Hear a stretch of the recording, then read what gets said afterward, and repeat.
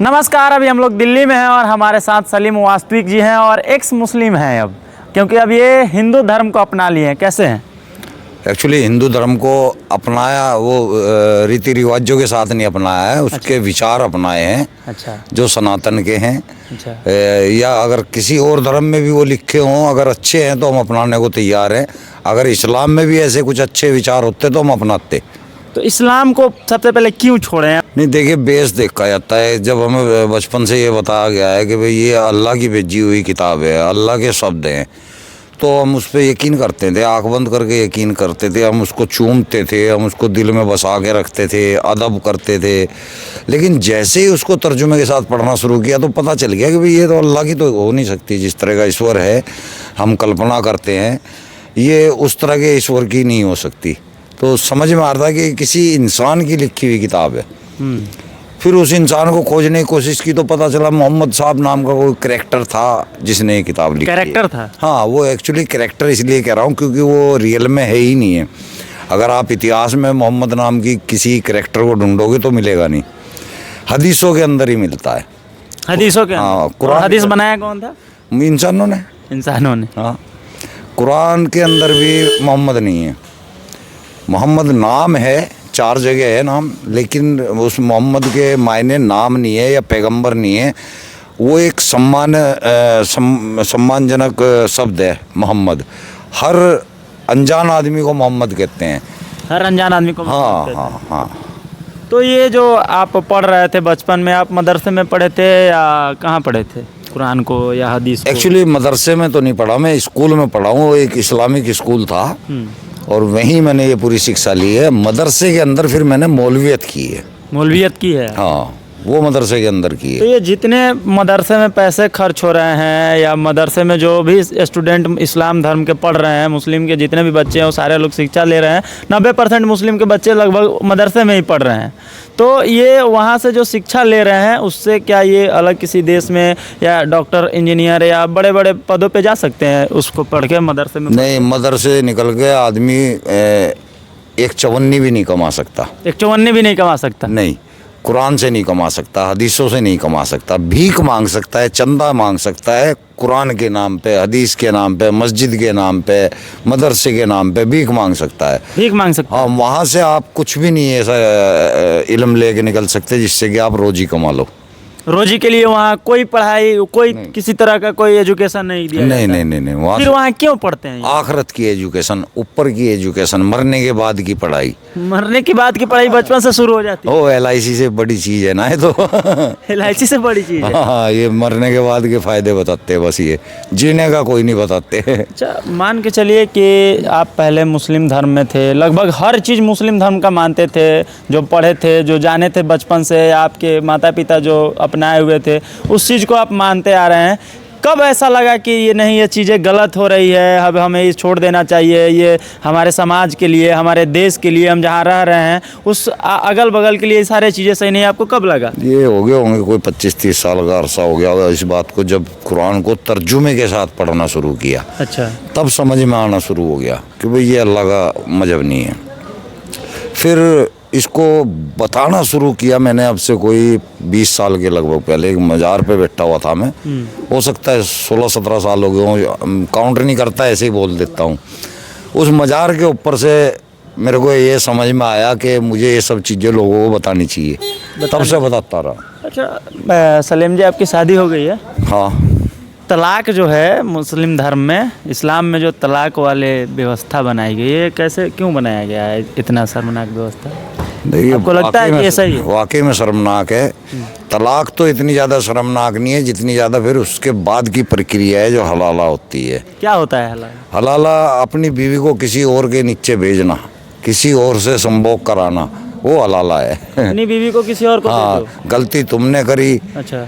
नापाक तुम होने चाहिए, भाई तलाक तुमने दी, मुंह तुम्हारा नापाक होना चाहिए था, लेकिन उसके लिए हलाल होने के लिए वो औरत जाएगी दूसरे आदमी के बिस्तर में।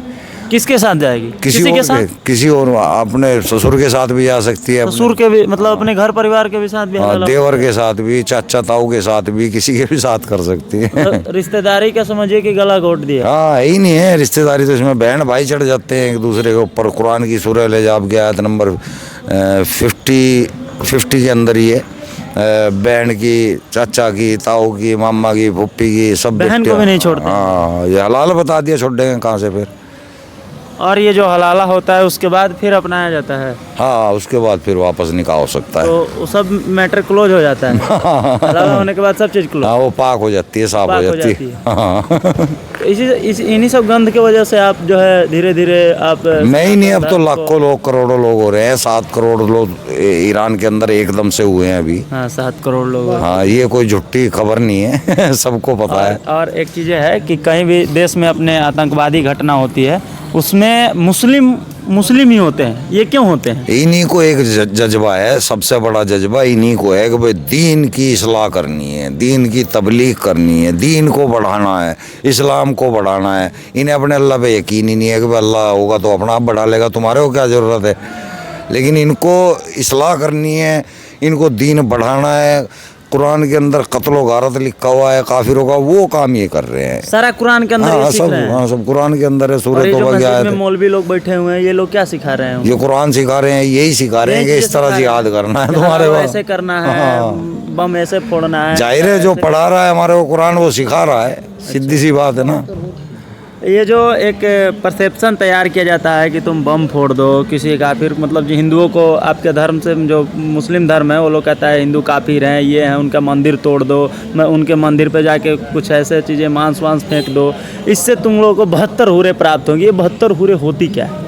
72 हूरें कुछ नहीं होती, स्कीम बना रखी है, लोगों को चूतिया बना रखा है, शब्द काट देना मर्जी है तुम्हारी। मतलब ये चूतिया बनाने वाला व्यवस्था है। हाँ, और क्या यार, खुद भी सोचो यार, ऐसी कोई और कोई 132 फीट की और तुम 5.5-6 फीट के साले कहाँ घुसोगे?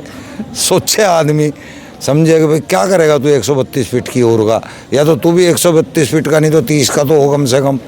अब तू 6 फुट का, भाई मिलेगी तेरे को 132 फुट की और, उसके सारे आइटम बड़े बड़े होंगे, कहाँ घुसेगा भाई? ये सब दिखावा है, सिर्फ लालच दिया गया है। ओ यार, लोगों को चूतिया बना और इसी लालच में चूतिया बन के ये सारे ये गंद फैला रहे हैं। हाँ, ये सारे गंद फैला रहे हैं, खुद भी गंद में रह रहे हैं, खुद भी। एक और चीज़ बताइए आप कि जो भारत है, हम लोग जैसे भारत माता की जय कहते हैं, हिंदुस्तान जिंदाबाद कहते हैं, ये मुसलमानों को क्यों दिक्कत होता है कहने में? क्योंकि इस्लाम जो है ना पुरुष प्रधान मजहब है। अच्छा। इसमें स्त्री की इज्जत ही नहीं है। अल्लाह मियाँ ने भी जो है स्त्री की अकल आधी बता दी है, उसकी गवाही डबल बता दी है, मतलब महिलाओं की कोई इज्जत नहीं। हाँ, तो ये अगर आप इसको भारत माता की जय बुलवाओगे तो ये नहीं बोल लेंगे, क्योंकि उसमें माता आ गई, स्त्री आ गई, इसीलिए नहीं बोल। हाँ, इसलिए ये नहीं करेंगे इज्जत। भारत राष्ट्र की जय करवा लो, फौरन बोल देंगे। हिंदुस्तान की जय बुलवा लो, फौरन बोल देंगे, क्योंकि वो पुरुष लिंग है ना। लेकिन भारत माता आते ही ऐसे वंदे मातरम नहीं बोल लेंगे, क्योंकि उसके अंदर भी मातरम है ना। हाँ, वंदे मातरम और भारत माता की जय पे ही उन लोगों को स्त्रीलिंग है ना, स्त्री की इज्जत इस्लाम में आराम है, मना है। हाँ। और एक चीज़ और बताइए कि आप जैसे मोहम्मद ने भी एक हदीस दिया है कि जिस देश की प्रधानमंत्री औरत होगी वो देश बर्बाद हो जाएगा।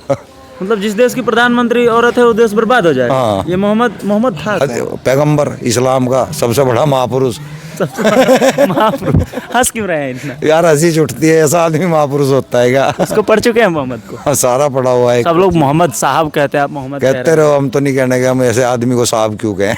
आप साहब नहीं किए? नहीं कहते, फतवा जारी कर दिया जाएगा। और निपट लेंगे, फोड़ देंगे। कैसे निपट रहे हैं अपने समाज से?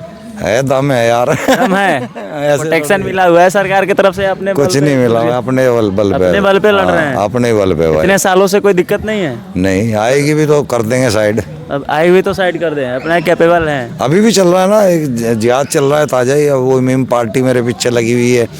अभी 11 थानों से तो FIR आ चुकी है मेरे ऊपर। ये आपके थानों से 11 थानों से? हाँ, वो आपने सुना नहीं है फिर मेरे ख्याल से उनका बयान, बाबा का, ओवैसी का। अच्छा, ओवैसी का। हाँ, ओवैसी का। और एक वो बाबा है नदीम, अच्छा, मुंबई का गुंडा, वो चिंदी चोर। वो मेरे को धमकी दे रहा है, साले को चांटा मारते जमीन में मिलेगा। वो ऐसा आदमी हूँ मैं, उसको पता नहीं है। ऐसे नहीं बोलना चाहिए ना किसी के लिए। अगर तुम्हारे पास कोई कुरान की काट है कि हमने गलत बोल रहा है, तो तुम आके उसको बात कर भाषात्मक लो। रूप से रखो। हाँ, तुम क्या धमकी दे रहे हो भाई, सामने तुम्हारा बाप बैठा हो, फिर क्या कर लोगे? तो ये जो वैसी अभी वर्तमान में जो राजनीति कर रहे हैं मुसलमानों के लिए कि मैं मुसलमानों का मसीहा हूँ, या हूँ, वो हूँ, तो ये बहुत लोगों ने कहावत भी बनाई हुई है कि लोग, कुछ लोग ऐसे होते हैं जो गरीब के लड़ते लड़ते गरीबों के लिए अमीर हो जाते हैं। अच्छा, वही काम वो ऐसे कर रहे हैं। वही काम मवेशी कर रहा है ये सारे, गरीब मुसलमानों के लिए लड़ते लड़ते खुद अमीर हो गए, अमीर हो गया। पूरा खानदान अमीर हो गया। हाँ जी, हाँ, पूरा खानदान खुद देख लो, आप खुद ही है सामने। मुसलमानों को भी सोचना फिर चाहिए। मुस्लिम के जो नौजवान युवा हैं जो पढ़ लिख रहे हैं, इस देश के काफ़ी राज्यों में, अलग अलग राज्यों में हैं, उनको क्यों समझ नहीं आता है कि ये जो है हमारे साथ खिलवाड़ कर रहा क्योंकि है? अरबी के अंदर है, देखो ये सारा कुरान जो है अरबी के अंदर है, और ये ऐसे ऐसे चाल चलते हैं। बहुत बड़ी मिट्टी गोलियां हैं इस्लाम के